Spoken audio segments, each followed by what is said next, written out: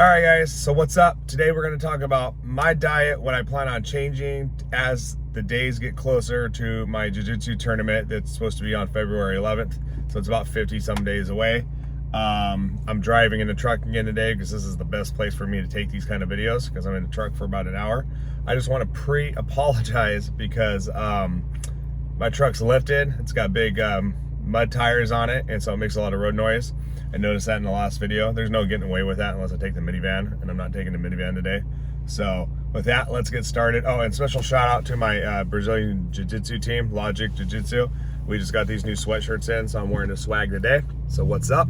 So let's get started. All right, so diet. First off, I had a buddy of mine who knows me from the keto world and who is also doing Brazilian Jiu-Jitsu, and he asked, hey, are you doing keto still? Can you do keto and prepare for a jiu-jitsu tournament? And the answer is no, I'm not doing keto still. And yes, you absolutely can do keto to get ready for a Brazilian jiu-jitsu tournament. As long as you're fully fat adapted and your body's running well on fats, and for those of you in that keto verse know what I'm talking about. If you're past the brain fog, and it doesn't matter if you've been on keto for a month or 6 months, as long as you're a dude, and I say dude because it hits women's hormones a little bit differently, but as long as you're a dude, you're gonna be able to do keto just fine. I mean, your body's used fat as its fuel source. But that answers that question. But back to me, I'm not doing keto. I learned a lot of stuff from keto. I mean, a lot of stuff from keto. I've learned how my body reacts to carbohydrates and certain inflammatory foods. So what I mean by inflammatory foods is a lot of people inflame from nightshades, right? So when they take in nightshade, like tomatoes and peppers and stuff, nightshades, just Google it. When they take in nightshades, they have a inflammatory response, which means like around their joints and ligaments, they swell up. As an older person that does jiu-jitsu, I get inflamed. Like I had practice last night, I get inflamed just from practicing. You know, I'm old, man. My body swells up. Why would I want to give it something that inflames me a little bit more? So there's certain carbohydrates that I personally stay away from. I'm not going to mention those because it really doesn't matter, right? One thing I do and I am staying away from is all PUFAs or seed oils. I think everybody has a response to those. In my own personal humble opinion, and you can Google it and you can find a lot of propaganda that's reinforced by the Google verse, by the Matrix, if you know what I'm talking about, where they say that your body is the PUFAs, that like canola oil and margarines and seed oils are actually good for the body and prevent against inflammation. And my answer to that would be dig deeper, dig past the crust of BS that's out there in the world, and learn a little bit more about how hydrogenated oils, seed oils affect your body, and listen to some people that know a lot more than what I'm talking about, and then do your own research and be your own judge. But for me, there's no PUFA oils as much as possible. Every once in a while I'll grab like a protein bar and it'll be like sunflower seed oil or something in there, but for the most part I stay away from PUFAs, and that's my broad advice for anybody out there that wants to lower their inflammation. And like I said, with keto I learned what really affects my body, and so I have personal areas of food that I just don't, I mean like if I have too much cheese or dairy, it upsets my gut. So if I want to heal and run faster and be a better athlete, why would I give myself a period of time where my body's dealing with a gut issue? Why would I give myself a period of time where I'm dealing with an inflammation issue because I had something to drink that I don't agree with, right? Or too many sugar alcohols. It just depends on your body. With that being said, my own personal diet is kind of two philosophies meet each other. So a lot of people know about the whole foods or whole 30 diet, which is like something that went off 2 or 3 years ago where everybody was doing it for 30 days. For 30 days, we're gonna eat foods from the planet. For 30 days, we're gonna make real food, organic foods, holistic foods, as long as they came from the planet and they were not processed. This is basic roundabout way of what the whole 30 is. As long as it's not processed, it comes in a package. I'm looking around for packaged food. I don't have any in my truck. But every once in a while, like Quest bars, protein drinks, and then heaven forbid, like your cereal in a box, like, I don't know, General Mills, things I haven't seen in my house for over a decade, almost 2 decades now, which most people have in their house. Processed foods you want to stay away from. That's whole 30. That's my life. That's not really a diet for me. That's how I live. There are exceptions to the rule where I have to grab a packaged food that's been processed and eat it. But that's an exception to the rule. So 99% of the time, I'm not feeding me, my wife, my family, any processed foods. That's just a rule that we have. And when we were keto, that's how we ate. We didn't eat processed keto foods because it makes no sense. And we didn't eat, today and before keto, we didn't eat processed normal American Western diet foods. It's gross. Like, if you're gonna starve to death, then eat some dang food. But if you have a choice to have processed food or wait 30 minutes and make something that's wholesome at home, right, from scratch, whether it just be cracking an egg, this is from scratch. People are like, oh, you can't make anything from scratch. Just cracking an egg and putting some whole oats into it and mixing it up and having that at home, that's a whole food. That's just a better route that I think you should take, that I personally take for a diet. So anyways, I could ramble on about that. We'll make another video with Susie, who really knows about diet, with that. But anyways, yeah, I stay away from PUFAs. I eat a whole 30. Now, as far as my fat to carbohydrate balance, I really practice what I like to reference as a vertical diet. Stan Efferding. You can Google that. Stan Efferding vertical diet. I think anybody that's aging, anybody who wants to be like, it's basically counting your macros simply, that's not fat phobic, right? So he's not phobic of fat within his diet parameters. And he writes diets for bodybuilders and powerlifters. So if you look at what a bodybuilder or a powerlifter has to do, exert a lot of energy in a lift, he keeps fats around for hormonal balance. He's not like fat, fueled with fat, so it's not keto based, and it's not necessarily low carb. It's a balance of fats and carbohydrates, and he's a proponent of like making things in big one mix bowls and things like that. So it's easy to count, it's easy to stay on. So like at my house, for example, I'll have a protein, I'll add some cheese in for the fat sometimes, or my meat itself, it's like red meat, it'll have fat in it, it'll be eggs, the egg yolks, it'll have fat in it. But I normally have a protein, and I have white rice. I'm a fan of white rice, and a lot of people in the keto verse or the weird verse of like dieting will like, oh, white rice is bad. Here's the thing, everybody's different. White rice, my body doesn't inflame from it. I digest it easily, and I've actually tested my blood sugar compared to other carbohydrates, and it's within a realm and a number I can live with. I also take berberine to help my blood sugar. Like I said, it doesn't inflame me. I also wore those little like insulin pins, the diabetics wear, where they monitor your, this is how over the top I am, where they monitor your sugar levels. Every waking minute of the day, every 30 seconds, they give a reading to your smartphone. And once upon a time, I will do a video on that too, because they're just fun to play around with. What I learned with those real fast is like Bang energy drinks, there's something in their sugar alcohols that it might say 0 calories on it, but my body has a higher response to the sugar alcohols in Bang when compared to like Celsius Heat, which is an energy drink.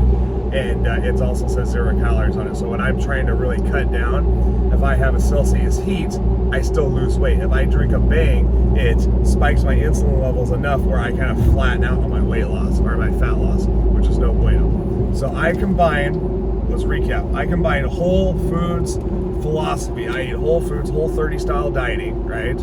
Along with a Stan Efferding calorie counting kind of like one dish method. And both of those, I'm not going to go into detail, but both of those you can Google, and it's just a good starting point for your own personal weight loss journey. Now here's the thing that's really just a fact. If you eat more calories than you are burning, right, you will gain weight. Okay, if you eat less calories than you are burning, you will lose weight. But hearing that, guys, we're dumb. You think, okay, if I eat less, right, I'm gonna lose weight, and that's a fact. And you're also gonna hit a wall. And a lot of guys save their weight loss for the last 2 weeks before a match or before a big event, and they just don't eat, and they cut it old school, high school wrestling style. That's dumb. So let me walk you through what I personally do in order to reach my weight loss goals. Previous video, I told you I weighed about 204 pounds. It's been a few days later. I now weigh 197 pounds. Wow, Sean, that's fantastic. That's a great weight loss. No, that's me messing with the numbers. I ate a bunch of bad food before Christmas. And not bad food, just a lot of good food, a lot of homemade cookies, a lot of things that are worth the calories. And I ate too much, and I was also waterlogged and all these other things. So now I weigh 197 pounds this morning. It's because I just instantly cut out the crap. I instantly just went back to my lifestyle of no processed foods. I was having very limited processed food, but it's no processed foods, no accidental snacking on like, oh, Susie made cookies for the neighbors. Here's 6 cookies for the neighbors. Here's 3 cookies for dad. I earned these, right? That's, you know, that's what I was doing. Okay, so now I'm not doing that. I've also just been cognizant of like, okay, it's midnight, it's after 6 o'clock. Do I want to eat a whole bowl of Greek yogurt with some organic strawberry jam in it? Or do I want to eat half a bowl of whole Greek yogurt with some strawberry jam in it? So obviously I'm picking the half a bowl. Just quickly tightening up my diet, being a guy, and women will cringe when I hear this, we just lose weight faster. But I'm not cutting my calories and changing my lifestyle to a point that I won't be able to make it the next 50 days on a diet. Okay, that's key. Small changes. You make the smallest amount of comfortable changes where you see a result, right? As long as you made a change and you're seeing results from that change, write that out if you're in track to meet your timeline. Okay, I'm in track to meet my timeline. This is not my first rodeo. I've done this lots of times. I suspect, knowing my body, I'm going to be stuck because I have been stuck at 197 for the last day or two.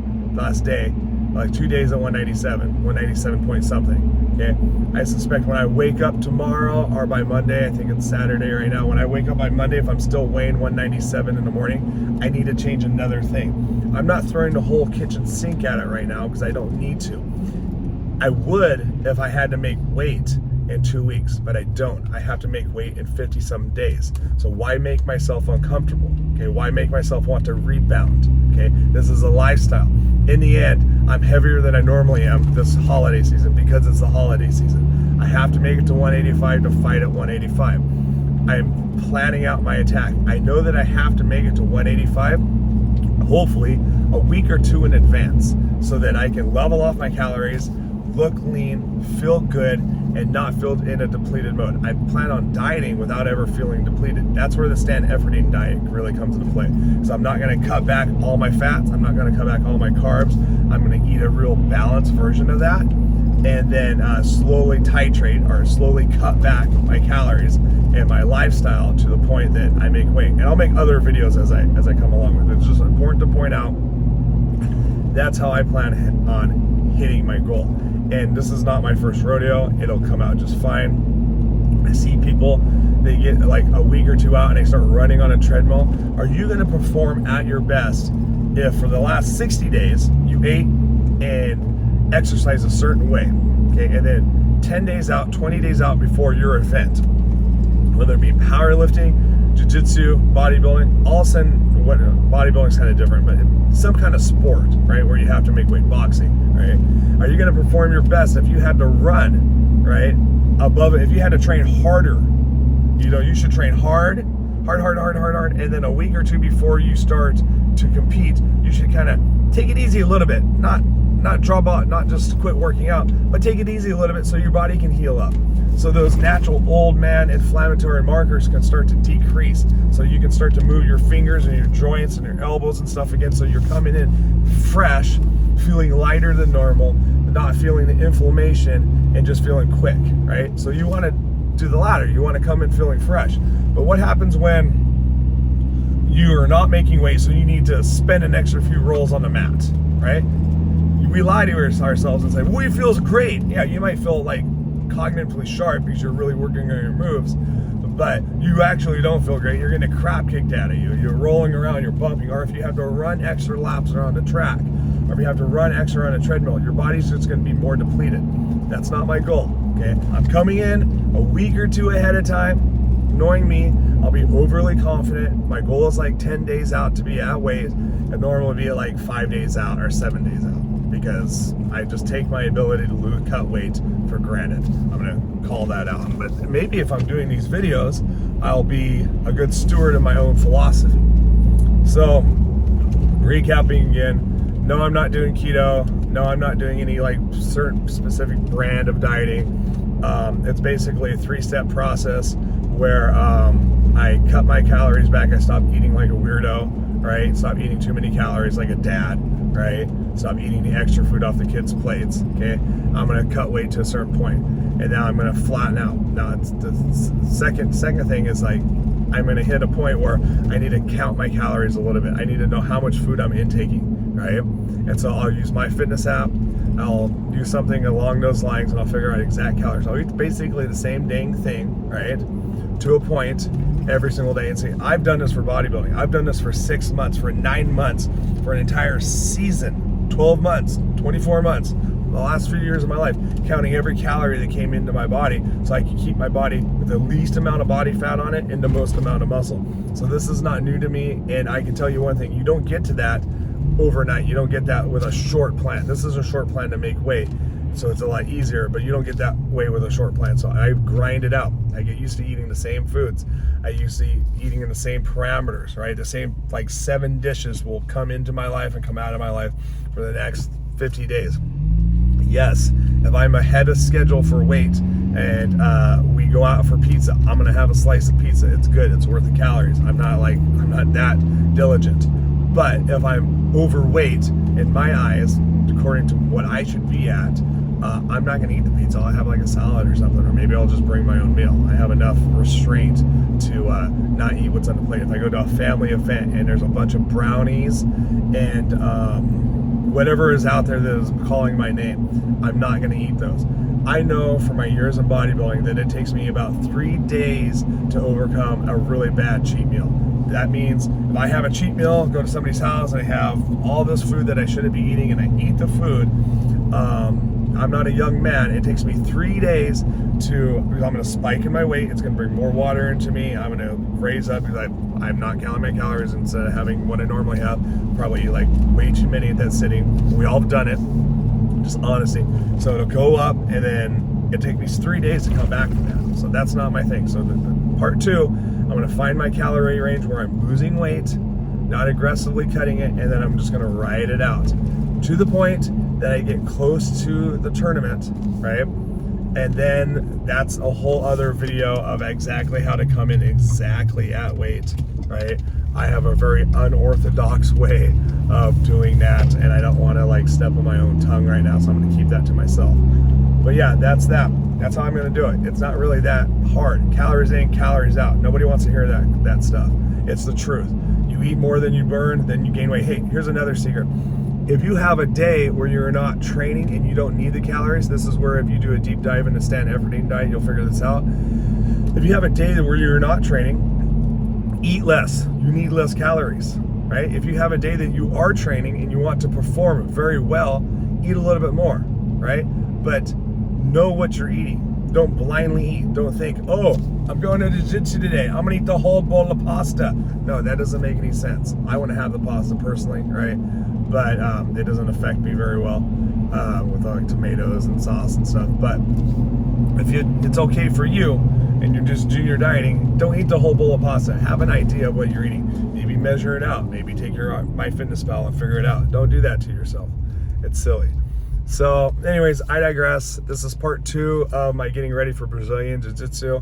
I need to talk about my exercises. I need to talk about my supplementation. Probably make supplementation last because I'll have to do that at home with my supplements around me. If you have any other questions about diet, just reach out. Remember, it's a lifestyle. It's really not a diet. I'm really not changing that much in my life other than just paying attention to what goes into my body.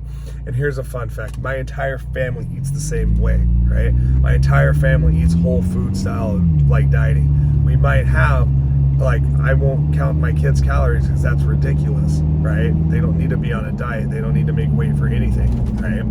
But I have taught them what food is, and that we eat food that's close to the earth first and foremost. And then if we need to eat packaged food, then we go and we eat that. But my kids have never had fast food, right? They might have had it with like a let's put it this way. I've never taken my kids to a fast food restaurant and said, here, have some fast food. I don't want to make dinner tonight. That's not me. That's not my family. I'm always like, hey, let's go home. Let's make something. If worst case scenario, let's go to like a restaurant or a grocery store and pick up some foods that are quick and easy to make, or that are pre-warmed, that we know their ingredients. We might do that, but we're not the Jack in the Box. I don't even know what fast food restaurants' names are. Arby's, KFC, those kind of things. We don't do that. But anyhow, I'm rambling on too long. The video is like 21 minutes long. If you watch this long, thank you so much for watching.